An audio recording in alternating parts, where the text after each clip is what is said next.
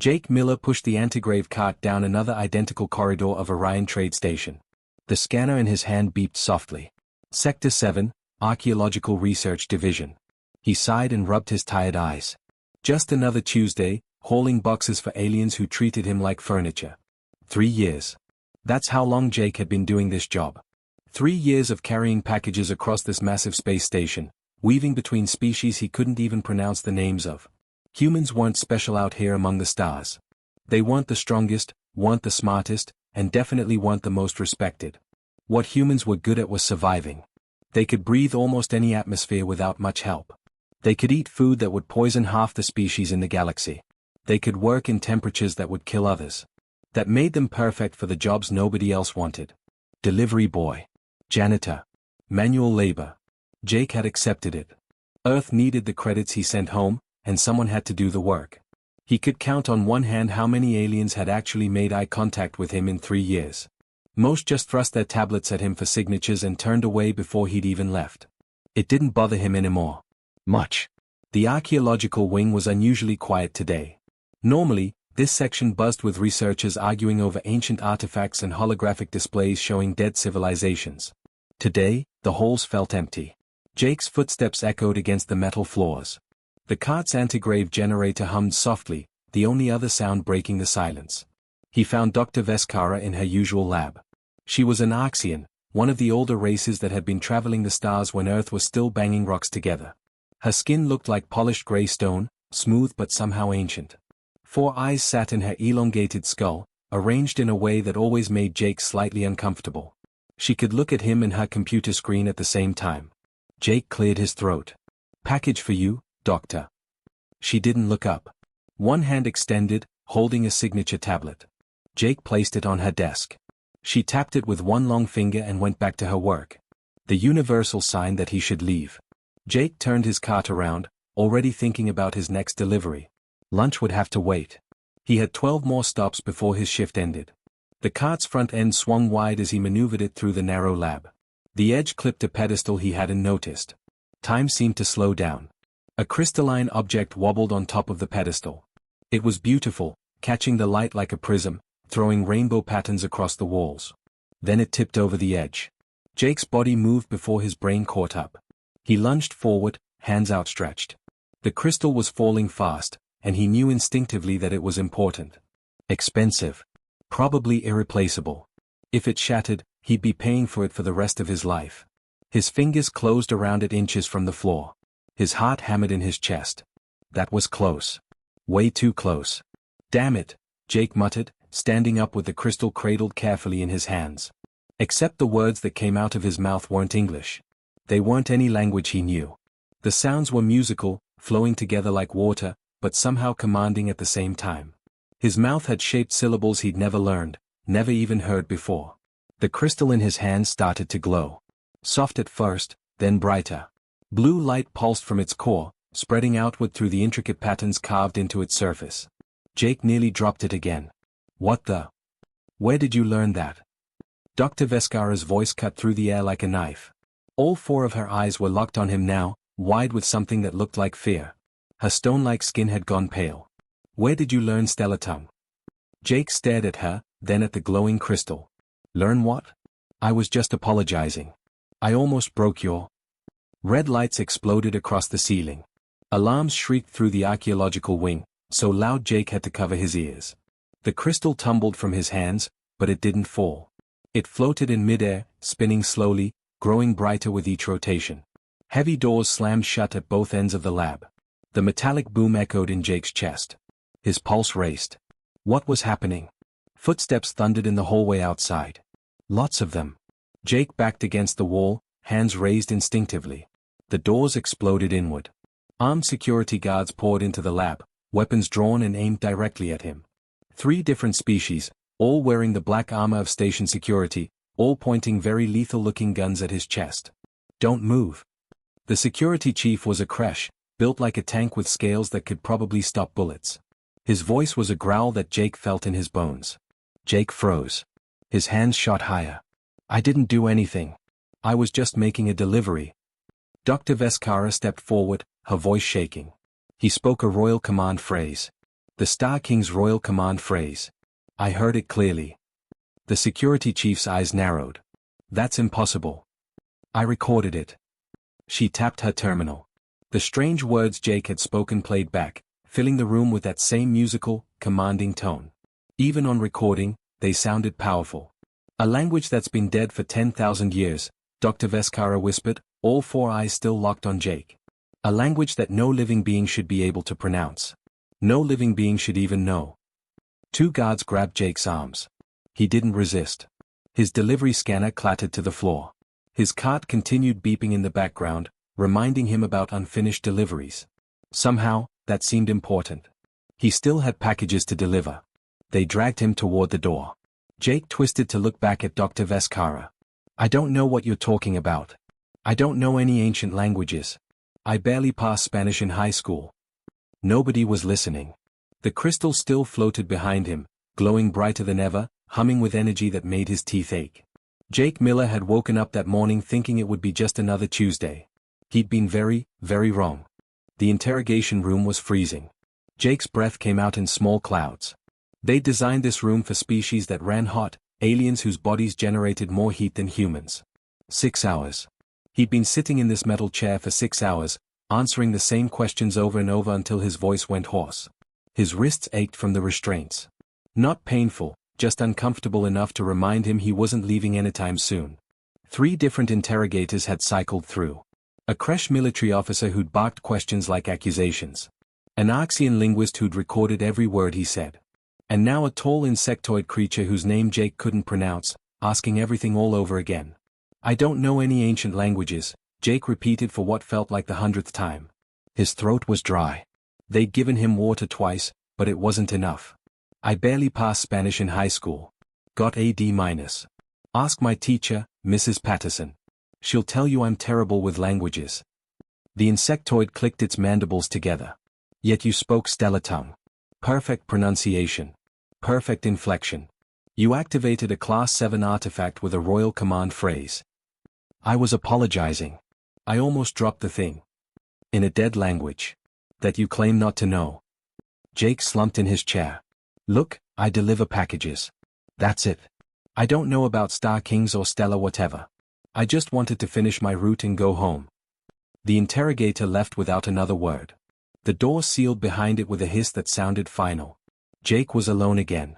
The walls were blank metal, reflecting his tired face back at him. He looked awful. His uniform was wrinkled. Dark circles hung under his eyes. When had he last eaten? Breakfast felt like a lifetime ago. Movement behind the observation window caught his attention. Jake had assumed it was one-way glass, but now he could see someone standing there. A woman. Human. She was the first human face he'd seen since this nightmare started. She pressed a button. Her voice came through a speaker. My name is Dr. Rebecca Hayes. I'm an archaeologist. Human. Born in Boston. She said it like it mattered, like she was trying to make him feel less alone. I've been studying the Star Kings for 15 years. Can you see the window? Yeah. Jake's voice cracked. I'm going to show you something. Don't think about it. Don't try to understand it. Just look and tell me what you see. Can you do that? Jake nodded. What choice did he have? The wall in front of him lit up. Symbols appeared, projected in golden light. They were unlike anything Jake had ever seen. Complex patterns that seemed to move even though they were standing still. Curves and lines that flowed into each other. The longer he stared, the more they seemed to breathe, to pulse with life. His brain hurt looking at them. But then something strange happened. The symbols started to make sense. Not like reading words on a page. More like remembering something he'd forgotten.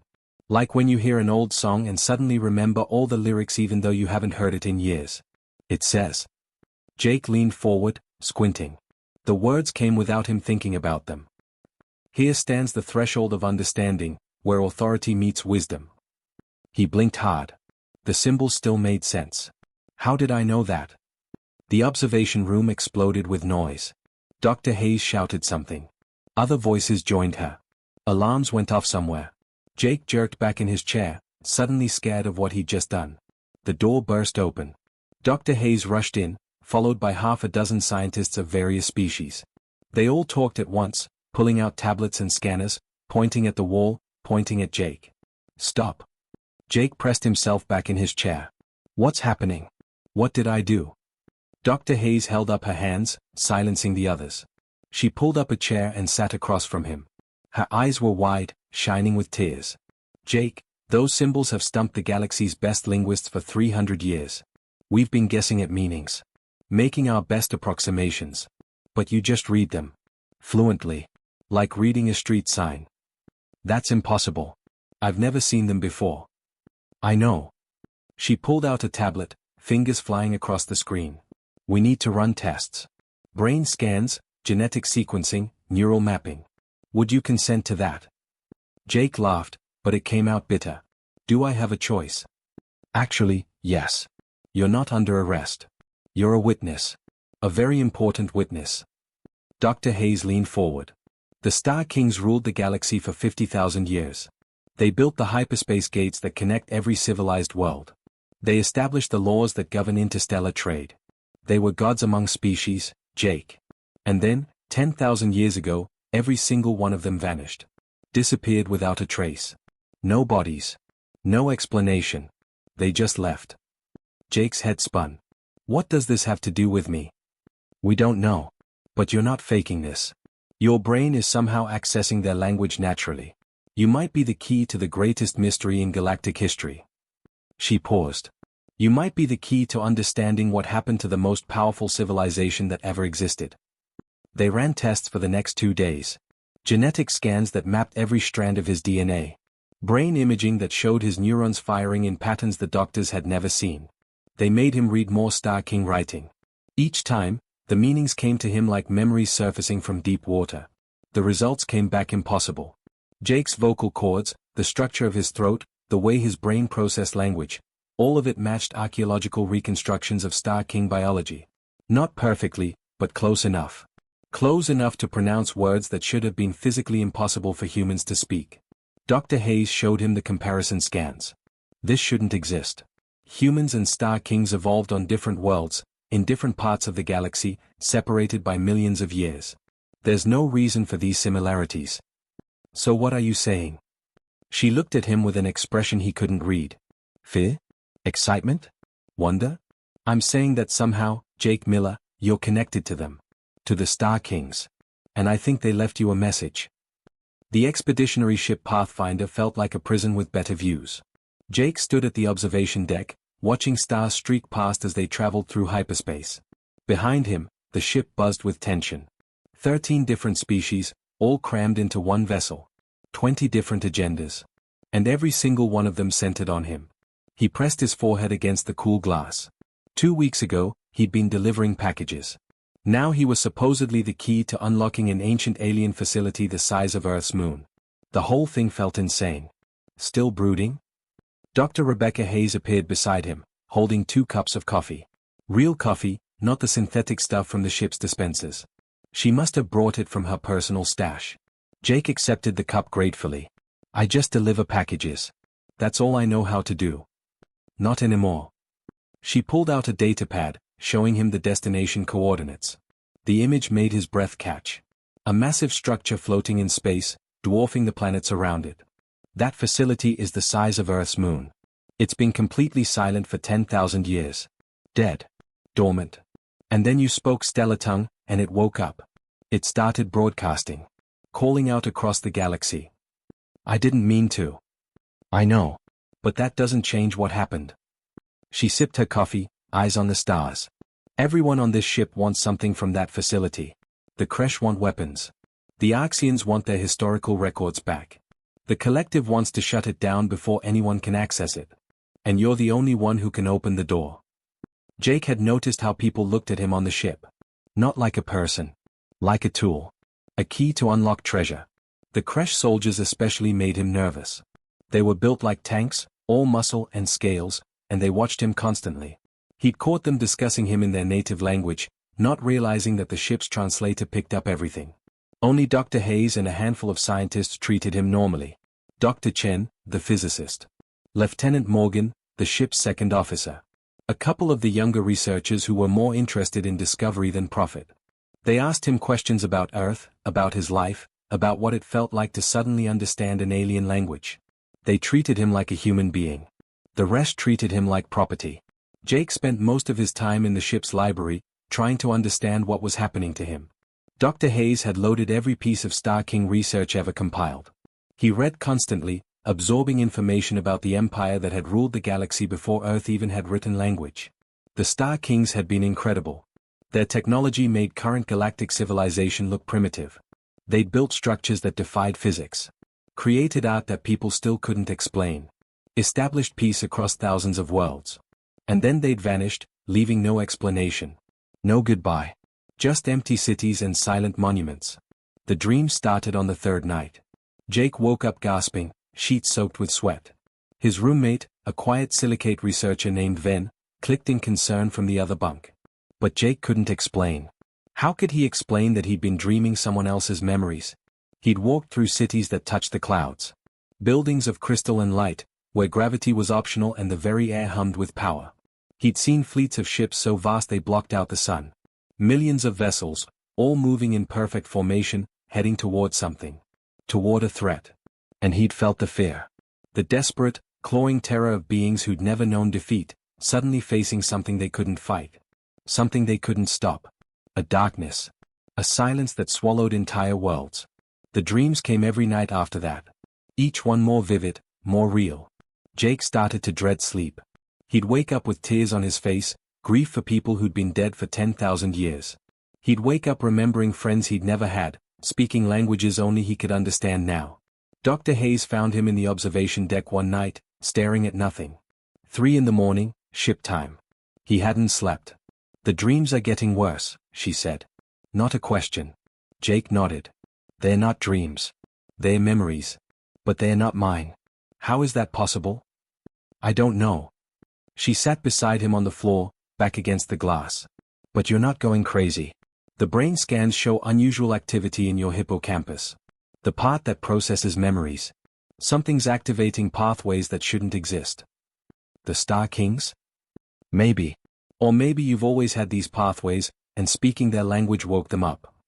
She pulled out her tablet, showing him genetic charts he didn't understand. "We found something in your DNA. Sequences that don't match any known human markers. They're old, Jake. Really old. Like they've been dormant in human genetics for thousands of years." Jake's hands shook. "What are you saying?" "I'm saying you might not be the first human to carry this. You're just the first one who activated it." The ship dropped out of hyperspace on the 10th day. Alarms blared. Everyone rushed to the observation decks and view screens. Jake pushed through the crowd, needing to see. The facility hung in space like an ancient god. Bigger than anything Jake had ever imagined. Its surface rippled like liquid metal, structures forming and reforming as they watched. It was alive. Not in a biological sense, but aware. Conscious. Responding to their presence. "It's beautiful," someone whispered. Jake felt tears on his face. In his dreams, he'd known this place. He'd helped build it. Except that was impossible. He was 26 years old. This structure had existed for millennia. The facility's surface shifted again. Patterns emerged. Star King writing, kilometers tall, blazing with light. Everyone turned to look at Jake. He read the message aloud, his voice carrying through the silent ship. "Welcome home, children of the legacy. The time of waiting is over.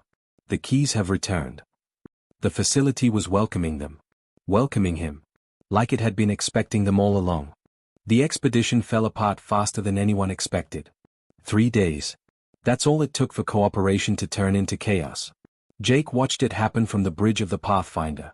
General Throck, the Kresh military commander, had grown tired of patience. He'd brought a strike team to the facility's outer shell, armed with plasma cutters and heavy weapons. They tried to force their way into the weapons vault that the facility's systems had shown them. The facility hadn't liked that. At all. Warning lights blazed across its surface. Defensive shields materialized out of nowhere, deflecting every shot the Kresh fired. The facility's response was clear: force wouldn't work here. It wanted something else. It wanted proper respect. Proper protocol. It wanted Jake. The emergency council meeting felt like a war zone without the weapons. Representatives from 13 species crowded into the conference room, all shouting at once. Jake sat at the table, exhausted, with Dr. Rebecca Hayes on one side and Lieutenant Morgan on the other. The only two people who seemed to care that he was still human underneath all this. General Throx slammed his massive fist on the table. The metal dented. This is unacceptable. We traveled 3 weeks to get here. That facility contains weapons that could protect the entire galaxy. And you're telling me we can't access them because of ceremonial nonsense? Jake rubbed his temples. His head throbbed. It's not nonsense. You don't understand. This language, stellar tongue, it's not just words. Every phrase carries weight. Meaning. Responsibility. He looked up at the angry faces around the table. When I ask the facility for something, I'm not just requesting it. I'm acknowledging what it means to use it. The consequences. The ethics of it. An Arxian diplomat, Ambassador Kesra, leaned forward. Explain. Jake struggled to find the right words. It's like, imagine if every time you asked for a gun, you had to first say out loud everyone you might hurt with it. Everyone who might die because of your choice. The language forces you to think about what you're doing. It's built into the grammar itself. Then command it. Throck roared. Command it to give us weapons. Tell it we need them to fight the silence. Dr. Hayes stood up, her voice cutting through the noise. And what if using those weapons tells the silence exactly where we are? What if activating Star King military technology is like lighting a beacon in the dark? Did you think about that, General? The room went quiet. No one had thought about that. Jake felt the weight of everyone's eyes on him. The facility's been dormant for 10,000 years. Hidden. Silent. If we start using it as a weapons platform, we might as well send the silence a written invitation. The meeting ended badly. Throck stormed out, promising to report this to his superiors. The collective representatives left muttering about shutting everything down. Only the scientists stayed, and they looked worried. Dr. Hayes found Jake later in the corridor. You handled that well. I made everyone angry. You told them the truth. That's worth more. She handed him a data pad. While they were arguing, Dr. Chen found something. Deep in the facility. He thinks you should see it. Jake followed a small science team into the facility's depths. The structure seemed to reshape itself as they walked, corridors opening ahead of them, lighting their path. It knew where they wanted to go. It was helping them. Dr. Chen, a physicist with more enthusiasm than sense, practically bounced as he walked. This place is incredible. The architecture shifts based on intent. It's reading our thoughts, Jake. Not invasively, just responding to what we need. They descended for what felt like hours. The walls changed from metal to crystal to something Jake didn't have words for. Living stone? Energy made solid? The deeper they went, the more the facility felt alive. The chamber at the bottom took Jake's breath away. It was massive, shaped like a perfect sphere. At the center floated a device that looked like a flower made of light. Petals of pure energy, rotating slowly, humming with power that made his bones vibrate. What is it? Jake whispered. Dr. Chen checked his scanner. According to the facility systems, it's a memory core. The memory core. It contains the complete cognitive patterns of the Star King civilization. Dr. Jennifer Cross, a geneticist who'd been studying Jake's DNA, stepped forward carefully. It's designed to interface with carriers. People like you, Jake. Those of us with the dormant genetic markers. It can activate them. Wake up the full Star King inheritance buried in our DNA. Jake moved closer, drawn by something he couldn't explain. The device called to him. Not with sound, but with a feeling. A sense of coming home. Of finding something he'd been missing his whole life without knowing it. Don't. Dr. Cross grabbed his arm. Please, Jake. We don't know what this would do to you. The genetic activation could rewrite your neural pathways. Change who you are. You could lose yourself. Or I could understand. Jake stared at the floating flower of light. I could finally know what all these dreams mean. Why I can speak their language. What they wanted from us. Dr. Hayes appeared at his shoulder. It's your choice. No one can make it for you. Jake thought about his life. 26 years of being ordinary. Invisible. Just another human doing work nobody else wanted. And now he stood in an ancient alien facility, the only person in the galaxy who could unlock its secrets. The only one who could understand the warning the Star Kings had left behind. The dreams had shown him fragments. Fear. Desperation. A threat so terrible that the greatest civilization in galactic history had chosen to scatter themselves rather than face it directly. They'd hidden their knowledge, their power, their very essence in the genetic code of species that didn't even exist yet when they made that choice. They'd been waiting. For someone like Jake. For the time when the galaxy would need what they'd left behind. How long do we have? Jake asked quietly. Before the silence gets here? Dr. Chen checked his calculations again. 3 months. Maybe 4. The Vanguard scouts are already in the outer rim. Jake reached out toward the memory core. His hand trembled. Then we're out of time for caution. Jake, wait. He touched the light. Earth went crazy for about a week. That's the only way to describe it. Jake watched the news feeds from the Pathfinder as his ship approached home. Every channel showed the same chaos. People in Tokyo suddenly speaking in alien language they'd never learned. A construction worker in Chicago understanding quantum physics. A teacher in London experiencing vivid memories of cities that had turned to dust before humans even existed. 2 billion people. That's how many humans carried the dormant Star King genetics. 2 billion people who just had their minds open to an ancient empire's knowledge. The UN had called an emergency session that lasted 48 hours straight. World leaders tried to make sense of the impossible. Jake felt responsible. He'd touched the memory core. He'd activated the signal that spread across the galaxy at faster than light speed. He'd changed humanity forever. The weight of that decision sat heavy in his chest. The spaceport in New York was packed when Jake's shuttle touched down. He'd expected reporters, maybe some government officials. What he got was his family. His sister Cassie pushed through the crowd. She was 2 years younger than him, worked as a veterinary assistant in Boston. She'd always been the smart one in the family. Now she looked at him with eyes that held 10,000 years of knowledge. "Welcome home, brother," she said in stellar tongue. The words flowed naturally from her mouth, musical and commanding at the same time. Jake nearly broke down. Hearing his sister speak the ancient language drove home what he'd done. "Cassie, I'm so sorry. I didn't know it would." She switched to English and grabbed him in a fierce hug. "Sorry? Are you kidding? This is incredible." She pulled back, laughing at his confused expression. "It's weird, yeah. I'm still me. Still Cassie who failed algebra and loves bad reality TV. But I'm also more. I remember things, Jake. I understand crystal engineering, harmonic resonance principles, things that haven't been built in 10,000 years. It's like finding rooms in my brain I never knew existed." Their parents were there too, both carrying the genetic markers, both trying to adjust. His mom kept slipping into stellar tongue without realizing it. His dad couldn't stop talking about architectural designs he suddenly understood. The whole family felt changed but familiar. Different but still themselves. Dr. Rebecca Hayes met him at his apartment later. She looked exhausted but excited. "It's happening everywhere. 73 species across the galaxy. We're getting reports hourly." Jake made coffee, needing something normal to hold on to. "Tell me." The Arxians discovered they carry navigation protocols. Stellar cartography, hyperspace calculations, things their best scientists have been struggling with for centuries. The silicate communes inherited defensive harmonics, they can create shield frequencies we didn't know were possible. She pulled out her tablet, showing him star maps covered in reports. Humans got command structures and diplomatic frameworks. We're natural administrators, mediators, builders of systems. The Star Kings split their knowledge among different species. Exactly. They didn't put all their eggs in one basket. Every species that carries the inheritance specializes in different aspects of their civilization. Dr. Hayes smiled. They were smarter than we thought. No single race can dominate using Star King technology. It requires cooperation. That made sense. Jake had felt it in the memory core's patterns.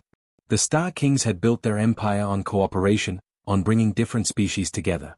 They'd encoded that principle into their very plan for survival. The next 3 months were insane. Building the coalition felt impossible at first. Getting 73 species to work together? Species that had been rivals or enemies for generations. It took every diplomatic trick Jake had learned from the Star King inheritance. But the silence approaching helped. Nothing unites people like a common threat. General Throck, grudgingly respectful after seeing what cooperation could achieve, asked Jake to stay on as a military liaison. The Arxian Communion offered him a research position. Earth's government wanted him for the diplomatic corps. 3 different universities offered him professorships. Everyone wanted a piece of the man who'd awakened the galaxy. Jake turned them all down. He stood in the Orion Trade Station administrator's office 6 months after touching the memory core. The administrator, a nervous silicate named Ven, literally vibrated with confusion. Mr. Miller, you can't possibly want to return to delivery work. You're a hero. You saved the galaxy. You could name your position, your salary. I like delivering things, Jake said simply. It's honest work. Makes sense to me. And someone's got to do it. But you're a guy who can speak an old language. Jake shrugged. That doesn't change who I am. I'm still just Jake. And I miss my route. So he went back to pushing his antigrave cart through the station's corridors. His route had changed, though. Now he delivered to the joint research facilities where human scientists worked alongside Arxians, Kresh, and dozens of other species. Everyone studying Star King technology together, sharing knowledge, building something new. He'd stop during his lunch breaks to teach Stellar-Tongue basics to whoever wanted to learn. Anyone could learn it now, though carriers found it more natural. The language wasn't secret anymore. It was a gift, freely given to anyone willing to learn. Dr. Hayes visited him one Tuesday, finding him eating a sandwich on his favorite bench overlooking the station's gardens. You know, people write songs about you now. There's a religious movement on the Arxian homeworld that thinks you're the reincarnation of the Star King Council. Jake nearly choked on his sandwich. That's ridiculous. You united the galaxy, Jake. No, I didn't. The Star Kings did that 10,000 years ago. He smiled at her. They just needed someone to finish the delivery. And I'm good at deliveries. His scanner beeped. New package, Sector 12. Jake stood, brushing crumbs off his uniform. Dr. Hayes stood too. Study group tonight? Tyler's bringing pizza. The good kind? With pepperoni. I'll be there. Jake guided his cart toward the elevator, whistling. The tune was ancient, a Star King song about delivery workers. About the dignity in humble service. About completing your route no matter what. Across the galaxy, humans and 72 other species stood guard against the darkness.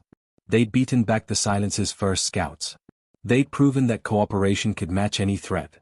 And at the heart of it all was a simple truth the Star Kings had known. Civilization wasn't built by heroes or legends.